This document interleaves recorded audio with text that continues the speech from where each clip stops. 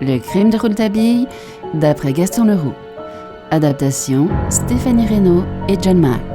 Interprétation, Patrick Blandin, Patrick Martinez-Bourna, Philippe Collin, Stéphanie Reynaud, Frédéric Chevaux. Un programme Maurice Clément Fèvre.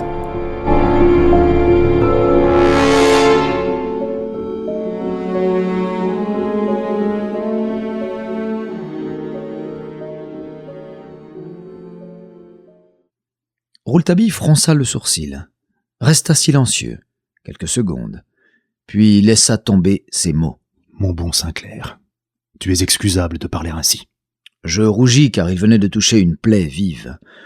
Il s'aperçut qu'il m'avait fait de la peine et m'en demanda pardon sur le champ. Hélas, si nous sommes de vrais amis, je crois que nous n'hésiterons pas à nous faire de la peine l'un et l'autre dans cette affaire. Dans cette affaire ?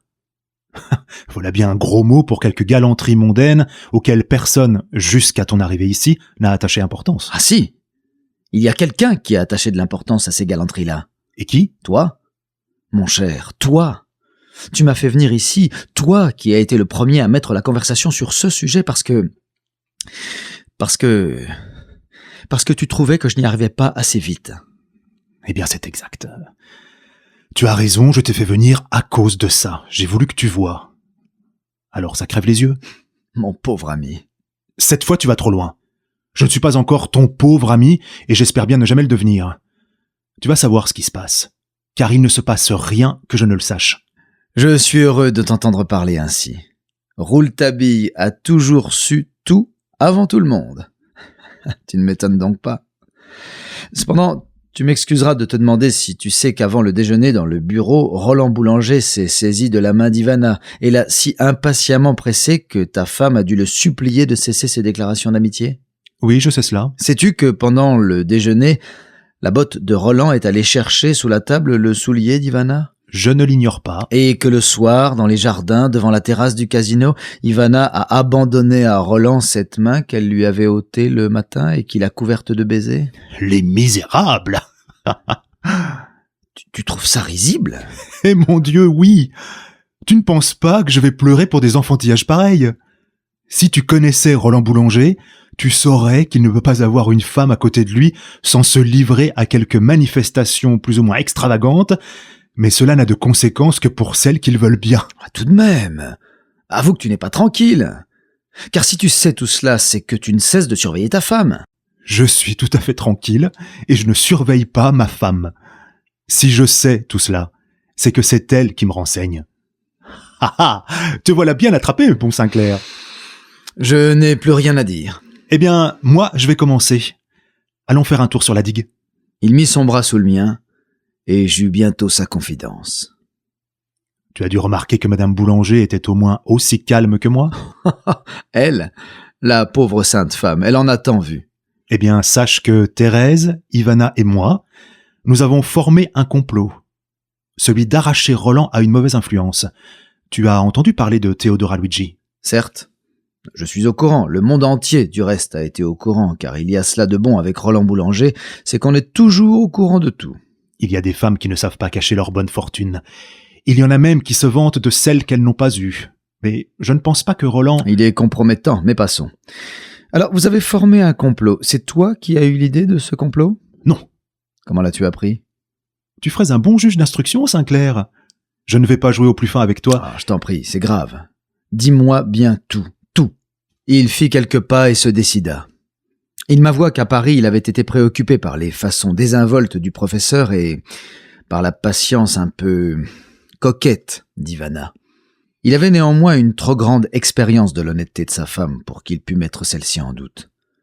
La terrible aventure qui avait précédé leurs étranges noces avait été pour lui d'un enseignement qu'il ne pouvait oublier. En ces semaines tragiques, il avait pu croire, et il avait cru, qu'Ivana avait trahi la foi jurée au profit de leur plus cruel ennemi. Tout semblait le démontrer, les actes les plus éclatants d'Ivana comme les plus cachés l'attestaient. Elle trahissait Rouletabille. Eh bien non, elle ne lui avait jamais été aussi fidèle. Elle n'avait jamais autant travaillé pour leur amour. Et s'il ne l'avait point définitivement condamné, ça avait été par le miracle toujours renouvelé de la raison de Rouletabille, de son bon bout de la raison, qui lui avait fait voir la lumière là où les autres ne touchaient que des ténèbres et du sang. Tu comprends que lorsqu'on a passé par là, on ne se laisse pas aller à son premier mouvement sur quelque déplaisante apparence. Je m'expliquais franchement avec Ivana. Elle ne me répondit point tout d'abord. Je vis que mes questions, en faisant croire à mes soupçons, l'avaient désagréablement surprise. Elle me demanda quelques heures avant de me répondre. Je connaissais le caractère entier d'Ivana. Je regrettais presque d'avoir parlé. Notre précédente aventure et son innocence d'autrefois eussent dû, semble-t-il, lui épargner une telle conversation entre nous. Bref, je m'attendais à quelque éclat, et je puis te l'avouer, je n'en menais pas large en rentrant le soir chez moi. Aussi je fus bien soulagé de lui voir tout de suite son bon sourire. Elle me prit la main et me conduisit devant madame Roland Boulanger qui m'attendait dans le salon. « Ma bonne Thérèse, lui dit-elle, je vous l'amène. Il est jaloux, sauvez-moi. » C'est alors que j'appris le complot. Madame Boulanger s'était aperçue, bien avant moi, des amabilités de son mari pour Ivana, avant même qu'Ivana s'en fût ouverte elle-même à madame Boulanger. Ma femme, en effet, avait laissé entendre à son amie qu'elle allait être dans la nécessité de résilier ses fonctions auprès du maître. Mais alors madame Boulanger avait fondu en larmes. « Si vous partez, il est perdu », avait-elle répliqué à Ivana. « Teodora Luigi est revenu. Il m'avait juré de ne plus la revoir et l'a revue.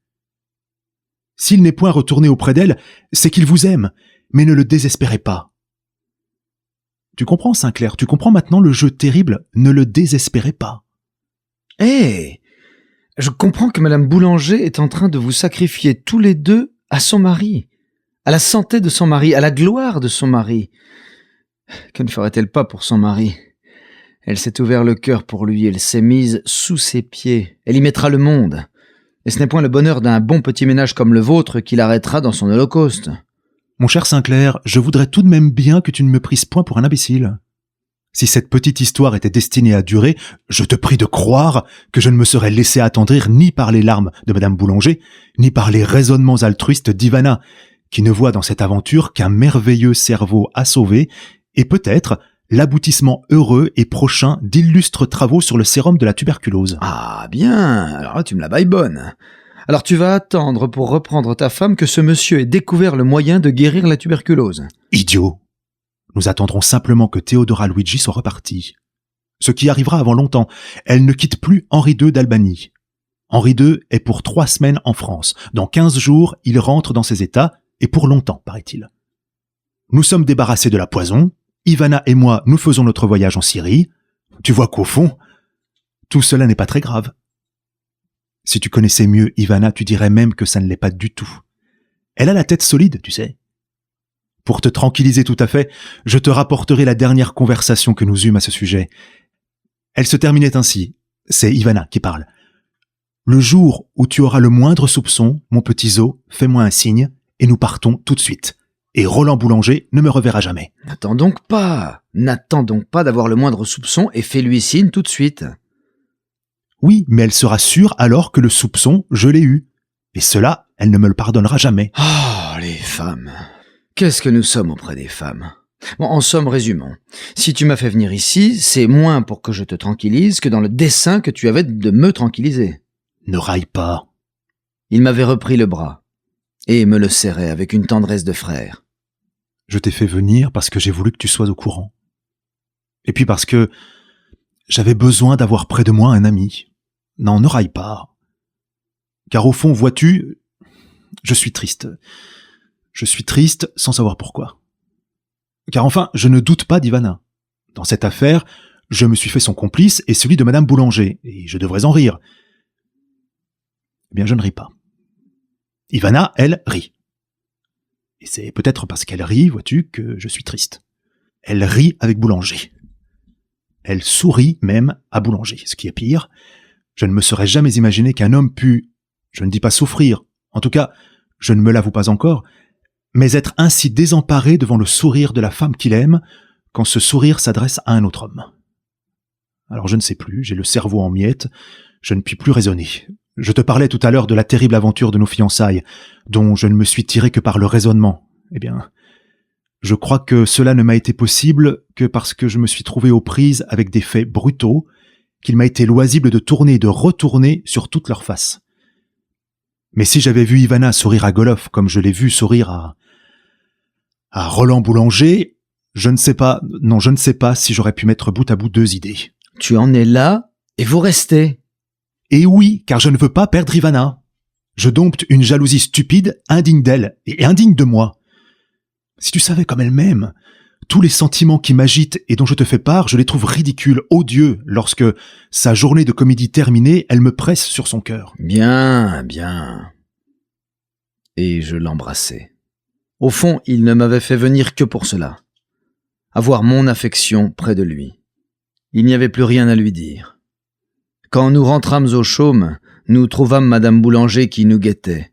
La pauvre femme était affolée. Théodora Luigi est ici. Chapitre 5.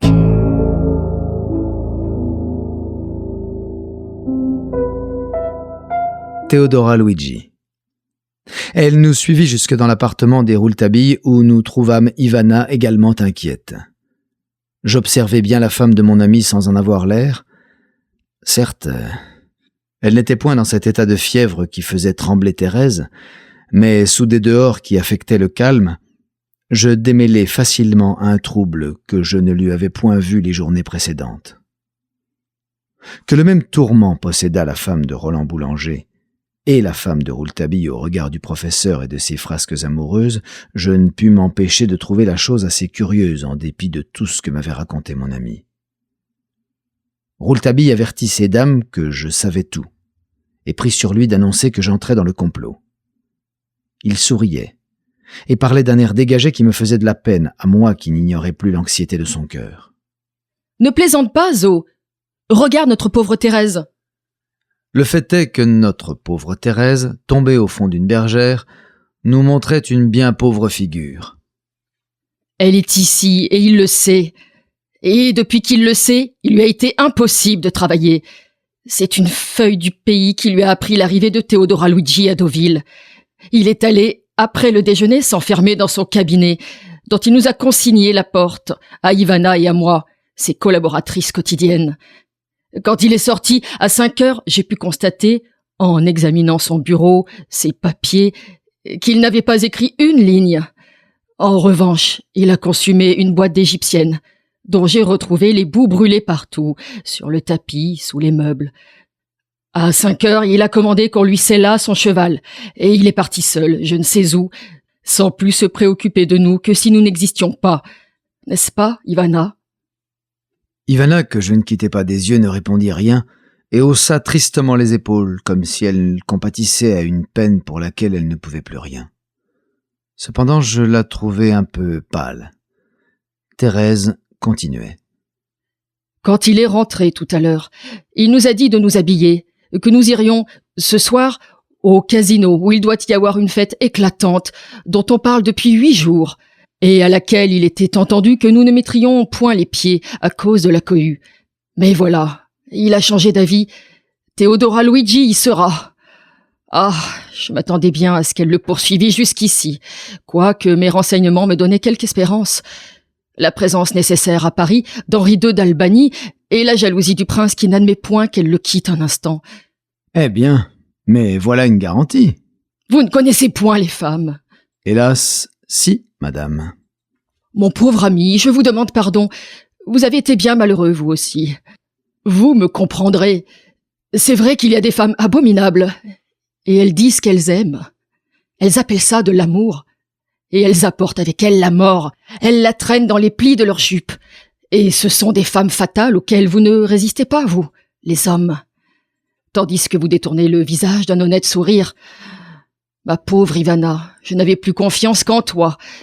Qu'allons-nous devenir ? Mon Dieu, je comprends votre douleur, madame, mais peut-être n'y a-t-il point lieu de se livrer à un si grand désespoir. Henri II est jaloux. Henri II va quitter bientôt la France. Le mal ne pourra être que passager, même si les deux personnages qui vous préoccupent parviennent à se joindre. Ce ne sera pas pour longtemps. Remarquez que je ne vous parlerais pas ainsi si je ne vous connaissais pas suffisamment pour savoir que votre amour est au-dessus des jalousies vulgaires. Mais je m'arrêtai.